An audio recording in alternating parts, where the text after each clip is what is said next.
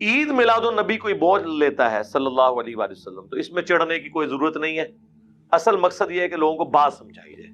ہمارا یہی مقصد ہے الحمدللہ.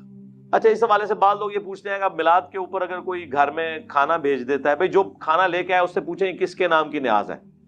10 محرم کا کھانا ہو، 11ویں کا کھانا ہو یا میلاد کا کھانا ہو، جو لے کر آئے اس سے پوچھیں کس کے نام کا ہے. اگر وہ کہے نا اللہ کے نام کا ہے تو لے لیں اور کھا لیں، کوئی مسئلہ نہیں.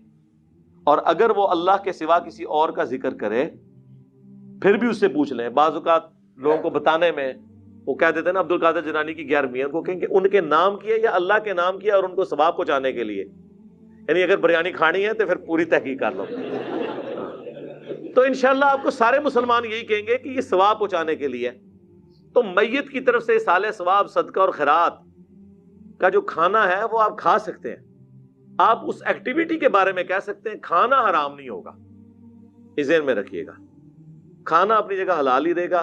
یہ کرنا کہ کھانا لے کے اوپر کبوں کو ڈال دینا یا نہ لینا، غصے کا اظہار کرنا، اس طرح کرنے سے میرے بھائی کوئی تبلیغ نہیں ہونی ہے.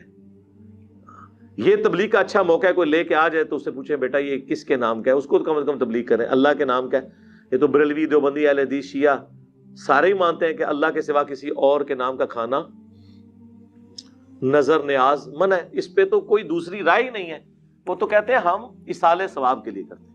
لیکن اگر اصالہ ثواب کے ساتھ کسی کا یہ جڑ گیا ہے کہ ہم اگر 11ویں کے موقع پر داتا دربار کے اوپر دودھ نہیں چڑھائیں گے تو ہماری بھینسیں دودھ دینا چھوڑ دیں گی، تو سر یہ تو پھر بہت آگے بات چلے گی نا.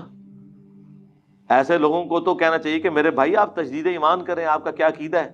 اگر اسی بنیاد پہ آپ نے دودھ ماننا ہے، میرے کہنے پہ آپ نہ دودھ دو، بھینسیں انشاءاللہ دودھ دیتی رہیں گی. باقی وہ جب بھینسوں نے جس پیریڈ آف ٹائم میں دودھ نہیں دینا ہوتا اس میں تو انہوں نے نہیں دینا. کوئی لے جاؤ نا اس طرح کی بھینس جڑی بولی تے آئی ہے، انہوں دادا دربار پھیرو تو دودھ صحیح دے تو پھر منیے نا. آپ جائیں آسٹریلیا میں دیکھیں، نیوزی لینڈ میں دیکھیں، ایک شکل کی بکریاں، ایک شکل کی گائیں یوٹیوب پہ ویڈیوز رکھی ہوئی ہیں، کتنا کتنا دودھ دے رہی ہیں. آپ کے سارے بزرگ مل کے بھی ایک بھینس سے اتنا دودھ نہیں نکال سکتے جتنا وہ نکال رہے ہیں. تو انہوں نے کیوں نہیں بزرگ مانتے؟ اتنی اتنی خوبصورت گائے بھینسیں. یہ ایک ٹیکنالوجی ہے اللہ تعالیٰ نے انسان کو طے کروا دی ہے. دنیا بقدر ایفرٹ ہے، جو کوشش کرے گا اس کو ملے گا. باقی میں کبھی بھی ہارڈ سٹانس نہیں لیتا، کیونکہ آپ یہ ذہن میں رکھیے گا کہ آپ جس ملک میں رہ رہے ہیں وہاں پر صدیوں سے ان چیزوں کو نبی علیہ السلام کے ساتھ عقیدت کے ساتھ لوگوں نے جوڑا ہوا ہے. لہٰذا کوئی یہ حرکت نہ کرے کہ کوئی میلاد کا جھنڈا پھاڑ دے، کوئی ضرورت نہیں ہے. کہیں پہ لائٹنگ ہوئی ہوئی ہے اس کو خراب کر دیں، کوئی ضرورت نہیں. میں آپ کو اپنا بتاؤں، جب میرے بچے چھوٹے چھوٹے تھے نا تو میلاد کے ظاہر مہینے میں تو پورا کلچر ہے سب کانٹیننٹ کا. آپ کیا بچوں کو لائٹنگ کرنے سے، جھنڈیاں لگانے سے روک سکتے ہیں؟ مجھے بتائیں. تو میں خود انہیں پیسے دیتا تھا، وہ ظاہر پیسے مانگتے تھے کہ ہم نے بھی جھنڈیاں لگانی ہے. میں کہتا ٹھیک ہے لگا لو. لیکن اب جب تھوڑا سا استعمال ہے، میں نے انہیں منع نہیں کیا. وہ خود ہی پوچھتے ہیں کہ بابا یہ، اب ظاہر ہے وہ جب بندہ ویڈیوز دیکھتا ہے اس کو آئیڈیا ہوتا ہے کہ نبی الاسلام نے، صحابہ نے یہ کام کیا. نہیں، اب اس دفعہ میلاد آیا ہے تو اب انہوں نے کوئی ڈیمانڈ نہیں کی ہے کہ ہم نے لگانا ہے نہیں لگانا. خود بخود آپ نے نیگیٹو سائیکالوجی کبھی ڈیولپ نہیں ہونے دینی. اس کا فائدہ یہ ہوگا کہ نفرت نہیں آئے گی کسی کے دل کے. میرے پاس وہ محلے والے کچھ اکٹھے ہو کے آگے، جی وہ ہم نے جھنڈیاں لگانی ہے تو چندہ چاہیے. میں نے کہا یہ لو یار لگاؤ. اگر میں اس کے بجائے ہارڈ سٹانس لے لوں، آج ان میں سے کئی بچے ہیں جنہوں نے حق قبول کر لیا. ٹھیک ہے، میرے گھر آج سے 20 سال پہلے کوئی 1,00,000 1,50,000 روپے کا میں نے سامان، آج کا سمجھ لیں 1 ملین کے قریب وہ بنتا ہے، میں نے سامان میلاد کا میں نے اپنا ذاتی بنوایا ہوا تھا جو ہم اپنا چوک سے جاتے تھے. اور یقین کریں ہمیں کبھی یہ وسوسہ بھی نہیں آیا تھا کہ ہم غلط ہیں، اور اللہ کے فضل سے کبھی یہ بھی وسوسہ نہیں آیا تھا کہ ہمارے علاوہ کسی نے جنت میں جانا ہے. تو جو جدھر لگا ہوا ہے نا میرے بھائی، وہ جذبات کے ساتھ لگا ہوا ہے. ہدایت مل جاتی ہے اگر آپ ہدایت کا دروازہ بند نہ کریں. خدا کے لیے کسی سے نفرت نہ کریں، پیار محبت سے. اب دیکھیں ہماری اس دعوت سے سب سے زیادہ اگر کوئی چینج ہوئے ہیں نا وہ بریلوی ہوئے ہیں. اور نہیں جی یہ جو کچھ ہم کر رہے ہیں منع تو کہیں نہیں نا. سر منع تو بہت کچھ نہیں ہے. جب یہ کہہ دیا کہ جو صحیح مسلم کی حدیث کے بدترین کام وہ ہیں جو دین میں نئی داخل کر دیے جائیں اور وہ بدعتیں ہیں اور بدعتیں گمراہیاں ہیں، تو منع تو ہو گیا. پھر بھی اگر آپ کو سمجھنا ہے تو ہم آپ کو پھر ایک مثال دیتے ہیں کہ عید کی اذان کہاں پر منع کی گئی ہے. وہ کہتے ہیں نہیں بخاری مسلم میں حدیث ہے کہ نبی علیہ السلام عید کی اذان نہیں دیتے تھے، تو اس سے کیا فرق پڑتا ہے؟ منع تو نہیں نہ کی، اذان کوئی برا کام ہے؟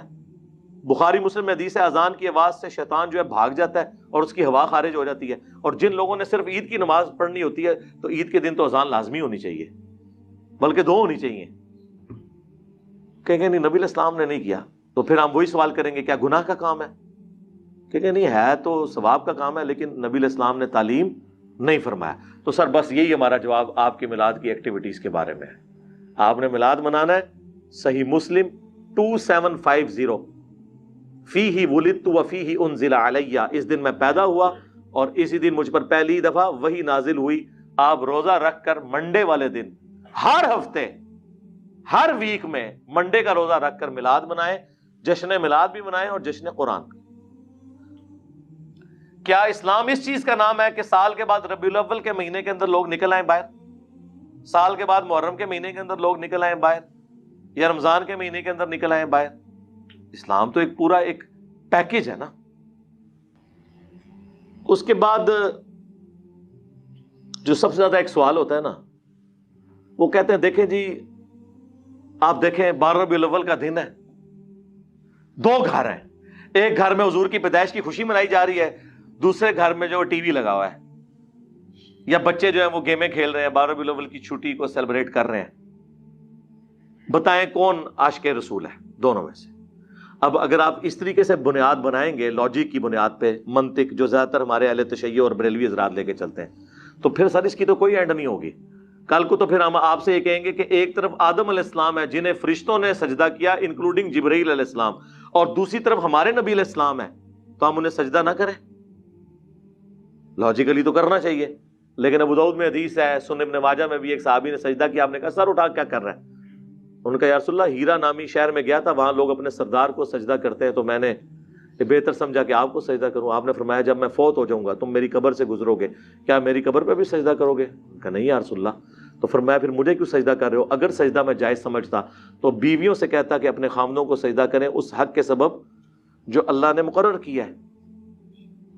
تو حضور نے تو نہیں یہ کہا کہ عشق دے چلے نمبر لے گئے، عقل والے انجے ہی عمرہ گالیاں کہتے ہیں نا جی، عشق کے چلے نمبر، او عشق دے چلے اتنے بھی میرے ہتھوں مارے گئے، اگوں اللہ دے ہتھوں مارے جان گے۔ ہاں عقل والے، انما یتذکر اولو الالباب، نصیحت تو حاصل نہیں کرتے مگر عقل والے۔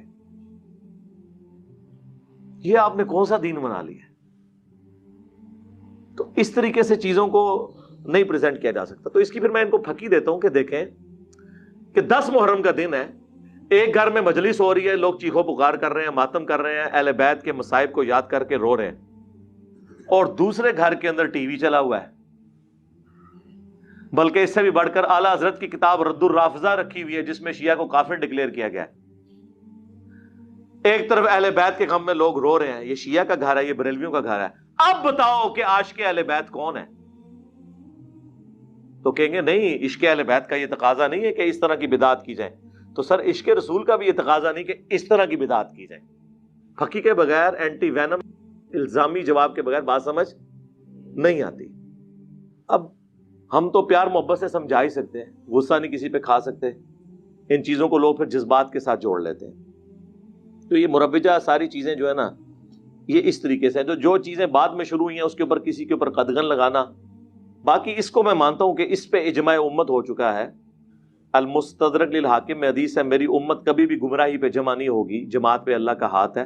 المعجم الکبیر طبرانی میں بھی یہ حدیث موجود ہے کہ پوری امت جب کسی بات پہ متفق ہوگی تو وہ اللہ کی مرضی سے ہوگی، یہ امت گمراہ نہیں ہوگی۔ ہاں اگر کسی ایک گروہ کی مخالفت آ جاتی ہے پھر وہ اجماع امت نہیں ہوگا۔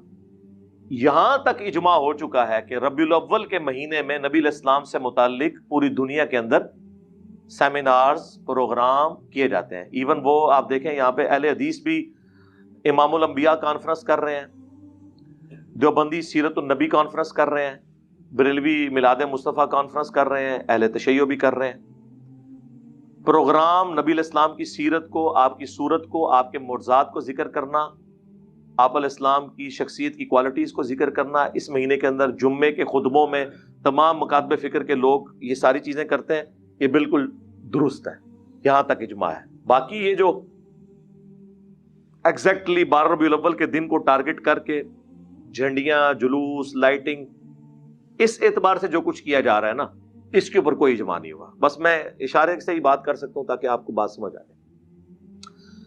اس کے اوپر پھر وہ یہ بھی کہتے ہیں جی قرآن میں اما بنعمت ربک فحدث، پس اپنے رب کی نعمتوں کا خوب چرچا کرو. وہ کہتے ہیں جی چرچا تو سڑکیں بند کیے بغیر ہوگا ہی نہیں، بدواواں ملن گی تو چرچا نہیں ہوئے گا.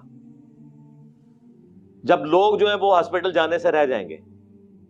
میں تو 10 محرم کا جلوس ہو، 12 ربیع الاول کا جلوس ہو، یا دیوبندیوں کا 1 محرم کا جلوس ہو، میں کسی بھی جلوس کے حق میں نہیں ہوں سوائے کنٹرول انوائرمنٹ میں کسی میدان کے اندر، کسی گراؤنڈ کے اندر کوئی چھوٹا موٹا پروگرام کر لیں.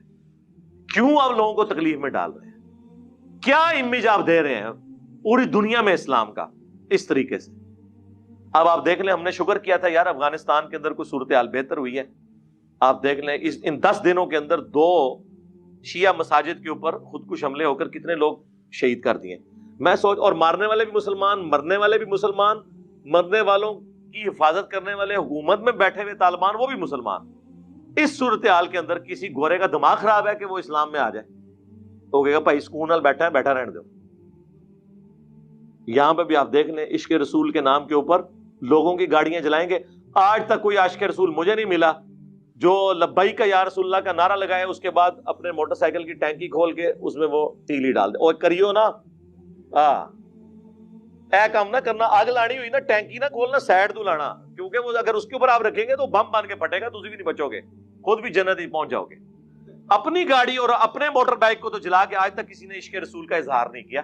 لوگوں کی گاڑیاں، اے ٹی ایم مشینیں توڑ کے اس سے عشق رسول کا اظہار کرنا. تو اظہار کا طریقہ نبی علیہ السلام نے بتا دیا. 2750 فیہ ولدت وفیہ انزل علیہ، میں پیر کا روزہ اس لیے رکھتا ہوں اس دن میں پیدا ہوا، اس دن مجھ پہ پہلی وحی نازل ہوئی.